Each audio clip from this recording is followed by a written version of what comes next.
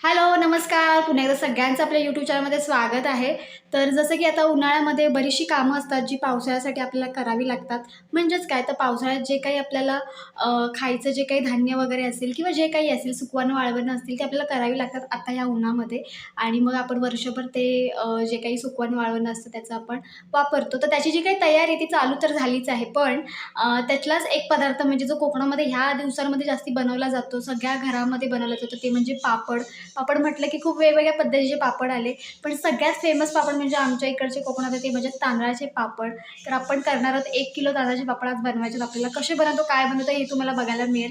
काय-काय वापरतो त्यासाठी ते पण बघायला मिळेल. आणि जर तुम्हाला आवडला व्हिडिओ तर तुम्ही सुद्धा बनवू शकता ही रेसिपी वापरून. एकदम सोपी सरळ रेसिपी आहे.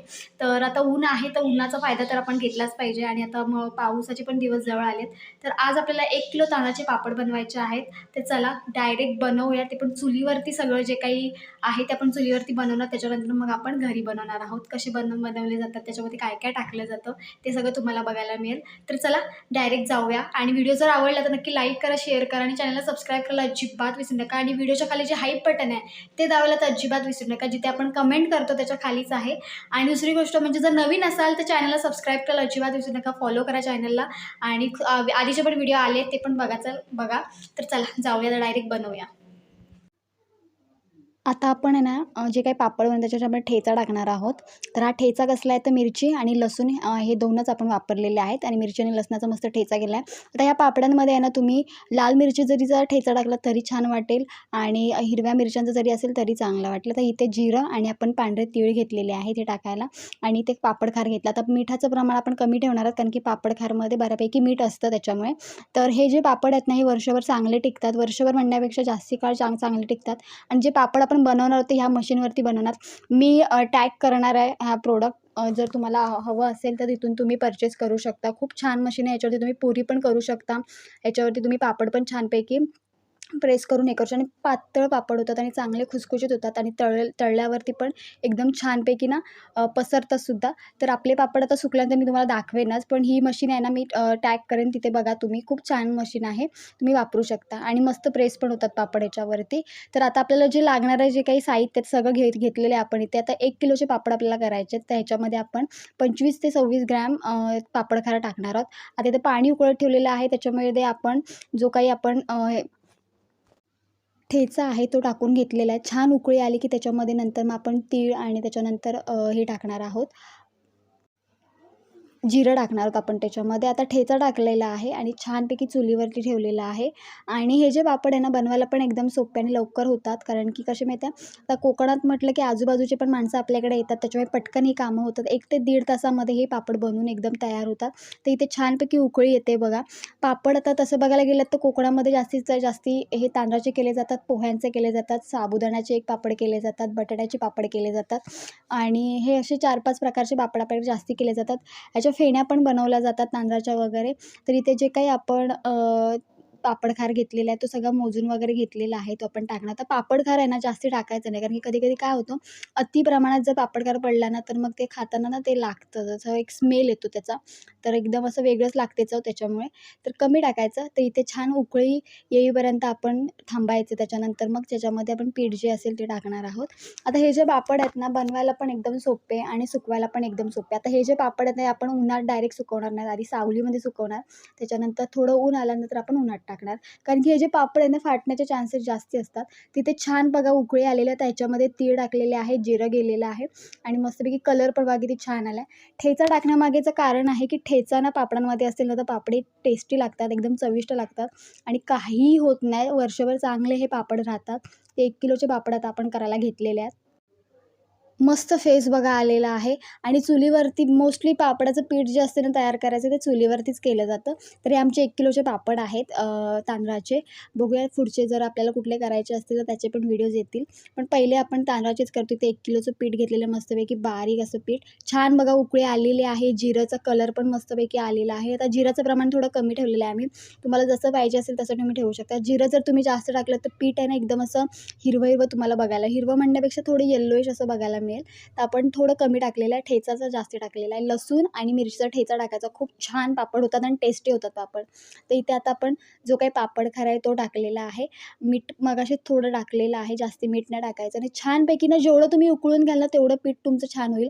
आता याचं जे प्रमाण असतं ना पाण्याचं, जेवढं पीठ असेल ना त्याच्यात थोडं पाणी जरा जास्त घ्यायचं. अंदाज आपण जसं आता हे पापड वगैरे आहेत ना, आपल्या घरातली मोठी लोकं म्हणजे जे आपल्या आजी वगैरे असतात, काक्या वगैरे असतात त्या करतात. त्यांना अंदाज माहिती आहे. 1 किलोचं जेवढं पीठ असेल ना तेवढंच पाणी घ्यायचं. थोडं जास्ती पाणी घ्यायचं. जर अति पाणी घेतलं तर थोडं पातळ होईल पीठ. त्याच्यामुळे पण पीठ आहे ना आकसत जातं. जसं गार होतं ना पीठ तसं आकसत जातं. तर छान बघा फेस आलेला आहे आणि वास पण खूप छान सुटला होता या पापडांचा. तर चला आता पीठ टाकायची बारी आली आहे बघा. असं पीठ टाकावं लागतं आणि जोपर्यंत पीठ पूर्ण फुलत नाही ना तोपर्यंत छान हलवून घ्यावं लागतं.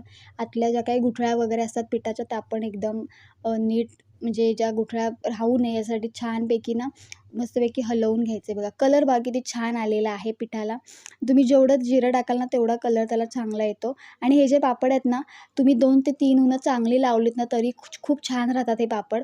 तुम्ही जेवढी चांगली ऊन लावाल ना तेवढे ते पापड मस्त राहतात. तर इथे बघा मस्तपैकी मी एका साईडने आमची ज्या काही काकी आहेत त्या इकडे मस्तपैकी हलवून घेत आहेत मस्तपैकी बघा. आता हे जसं तुम्ही हलवत जाल ना तसं जे पीठ आहे ना ते एकदम फुलत जाईल आणि मस्त लागतात हे पापड. तुम्ही पहिल्या दिवशी पण तळून बघू शकता पापड कारण की हे पटकन सुकतात त्याच्यामुळे. जेवढे तुम्ही ह्या मशीनवरती प्रेस कराल ना तेवढे पापड तुमचे पातळ होतात आणि फुलतात सुद्धा मस्त. बघा पीठ बघा किती मस्त झालं आहे. तर हे असं पीठ केलं जातं. आता हे जे पापड आहेत ना, हे पटकन होतात का सांगा?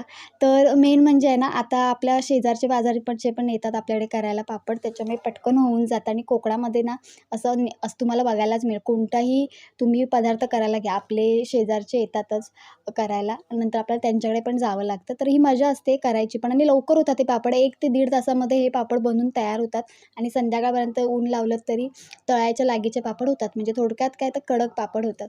तसे आपले 1 किलोचे पापड सकाळीच आपण लागलो आणि पापडांचं काम असेल ना, ते सकाळचंच करायला घ्यायचं लवकर घरातलं सगळं आटपून. तर इथे बघा तेल आता मी थोडं टाकते. तर ह्याच्यामध्ये थोडं तेल टाकायचं जेणेकरून चांगलं पीठ मऊसर होतं. तर इथे बघा अंदाजे टाकायचं तेल असं काही नाही आहे, की आणि हे जे पापड आहेत ना फसत नाही जास्त. एखाद दुसरं कधीतरी काही कमी जास्त झालं ना, तर थोडे फाटतात. पण पूर्ण असे फाटत नाहीत. पण हे पापड जास्ती फसत नाहीत कारण की जसं मी तुम्हाला सांगितलं थोडं जर त्याच्यामध्ये पापड-खार वगैरे जास्ती झाला ना, तर मग ते होतं. बाकी एवढं काही नाही. आता हे छानपैकी ठेवलेलं आहे फुलत मस्तपैकी पीठ. त्याच्यानंतर आपण पापड बनवायला घेणार. चुलीवर बघा किती मस्तपैकी टोप ठेवलंय. तर इथे बघा आता प्रेस करायचं काम चालू झालेलं आहे. तर पहिलं पिशवीला पीठ लावून घेणार. तर हे जे पीठ आहे ना, आपण डायरेक्ट गोळे नाही करणार. ह्याला छानपैकी मळून घेणार. तर मळण्याची पण एक पद्धत आहे, ती बघा कशी आहे. जर तुम्हाला ही पद्धत आवडली, तर तुम्ही सुद्धा ही पद्धत करू शकता.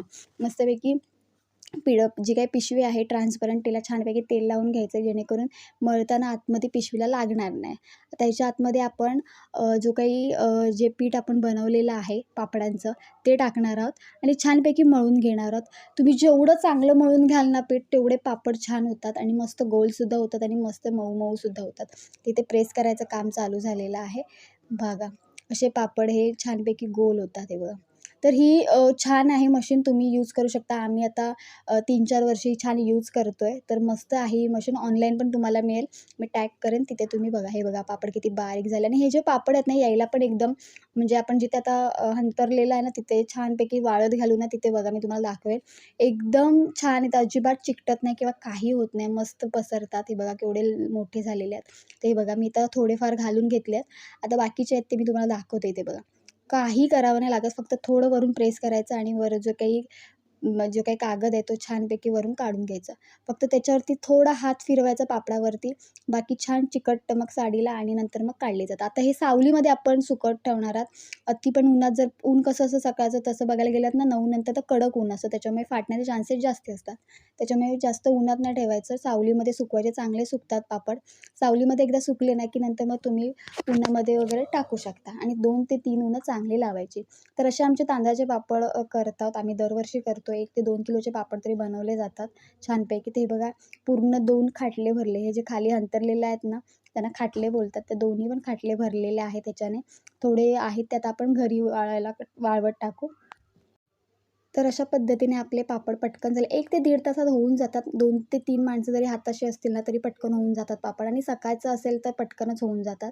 तर तिकडे बघा तुम्हाला दाखवते आमच्या शेजारच्यांचे पापड हे बघा. त्यांच्यामध्ये ना जिरंचं प्रमाण जास्त आहे त्याच्यामुळे याचा कलर बघा किती मस्त आलेला आहे. तर असे पापड सुकट टाकले तर हे परवा बनवलेले पापड आहेत. तर त्यांनी मस्तपैकी सुकट टाकलेले आहेत. तिकडे आपले छानपैकी पापड सुकत आहेत.